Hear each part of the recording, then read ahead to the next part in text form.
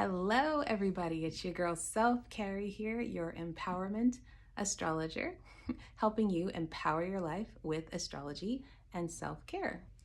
I hope you are well. We are finally into spring, we're finally into June. And so now we can kind of ease off a little bit, kind of enjoy it. We're about to have a summer full of planets going into retrograde. So this is really the time when we just start to let go and just not expect things to happen so quickly, and be okay with that. Now, yesterday I did a little post on Instagram about this transit of Jupiter in Pisces that we're experiencing right now.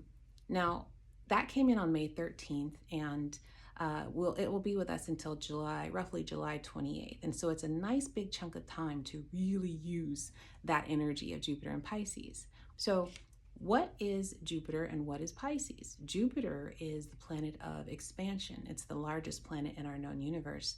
And so it brings us luck, it brings us optimism, and with optimism and luck comes expansion, comes abundance, comes with effortless manifestation. Because honestly, when we're able to kind of let go of pessimism or skepticism or suspicion and move into optimism, you might notice that things show up for you a little bit more when you have that different type of mindset. And so that's what Jupiter represents. Now, Jupiter, when it moves into the sign of Pisces, as it is right now, it means it merges with this very otherworldly energy of Pisces, which is all about transcendence and thinking, seeing the bigger picture, having a direct source, a direct connection to source, to spirit. So this is almost like we all have little angels walking on our shoulders, guiding us to these very serendipitous moments. You might even be having, breakthroughs in terms of healing from trauma. This is also a time when dreaming big, dreaming outside of the box. Okay, so my post yesterday will go into it a little bit more, but I just wanted to set the stage for what I'm going to talk about right now, because as we are in Jupiter in Pisces, we are also, for the US in particular, Jupiter is transiting the third house. Okay, now what is the third house? The third house in astrology represents communications. It represents things like our intelligence and how we speak and how we receive information. It represents our media, it represents our publishing, it represents our authors and all that stuff, right? So when you have Jupiter transiting the third house, you usually have an expansion of information, sometimes too much information, because Jupiter is also a planet of indulgence too, and so this is also what we're going to be experiencing, of course, because we're just moving into Gemini season, which is all about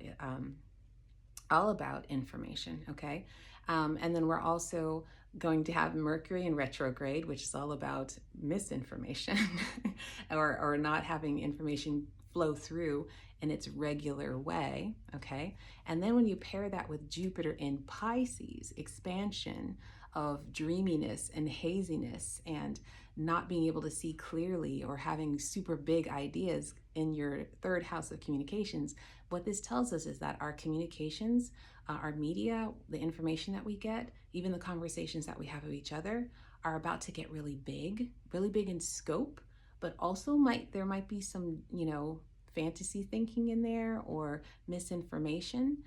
So I wanted to make people aware of this as you're dreaming big right now. And please use this time to go after and dream of your biggest dreams. Also, keep in mind that the rest of the world is experiencing this misinformation you're going through. And so I really would consider the source where you get your information and go more with your gut when you're talking and bringing into fruition these big dreams.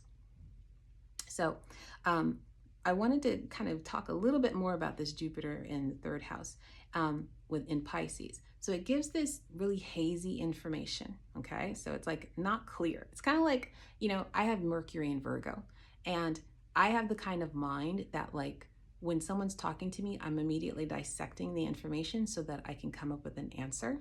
It's really hard for me when Mercury is in Pisces or Jupiter is in Pisces, as it is right now, because the information that I'm getting is really flowy and esoteric, and like some of the, it's like, wait, I asked this, but you're answering this in this way. Like, what's going on? That's kind of the way that everybody will be feeling. Like they never quite got the answer, even though they kept asking the question. Okay.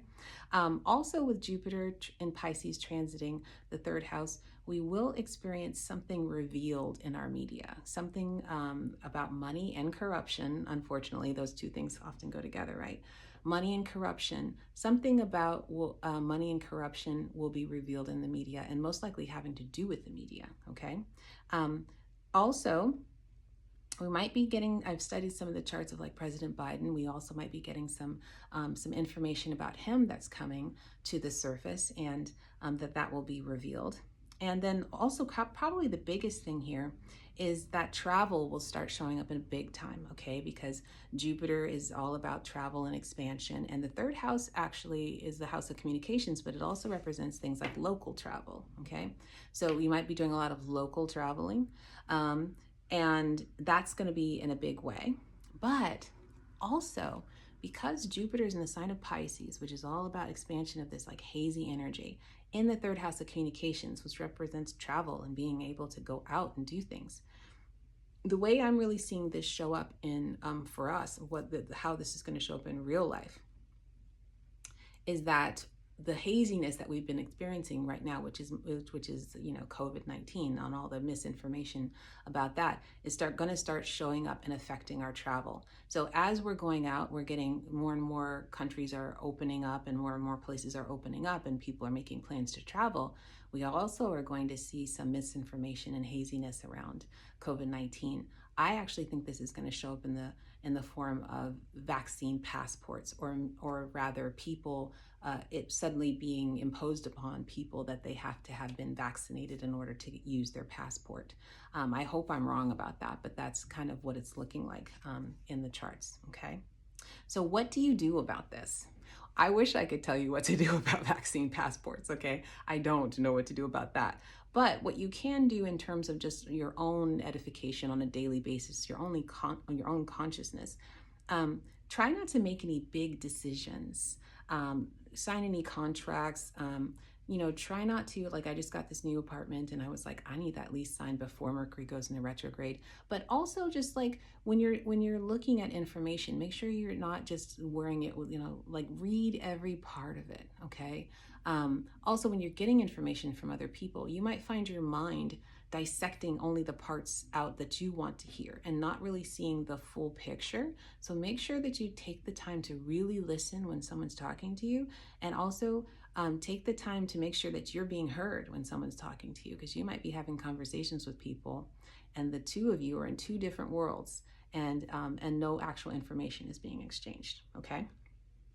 Now, if you want to have more in-depth analysis about what's going on a monthly basis, I absolutely invite you to join my monthly membership, where I go on twice a month live and have a group of community members, where I do live astrology lessons and live presentations about what's going on in astrology monthly. So everybody is like, every month they are locked and ready to go with what's going on with the planet and how to work around it. You can look in my bio to find that information, or just go to my website. I also wanted to let everybody know that we're in Gemini season, and I was asked to be an astrologer, or to be a lead research information astrologer for the SF Gate in a recent article, and I'm going to be doing some more articles for them, because that article turned out and did very well. So you can find also in my bio the link to that SF Gate article. It's all about Gemini season and how it will be affecting all of the signs, and especially folks in the Bay Area, because it is the San Francisco Gate. So it's all about Gemini season and Pride season, and what we can expect astrologically. And then the last thing I wanted to know, is what you love about Geminis. And the reason I wanted to know this, put this down in the comments, okay? What do you love? One thing you love about Geminis? Because I have to say, as an astrologer, Geminis are like the one sign I hear the most about. Everybody's got something to say about a Gemini. They don't like Geminis. Geminis are this, Geminis are that.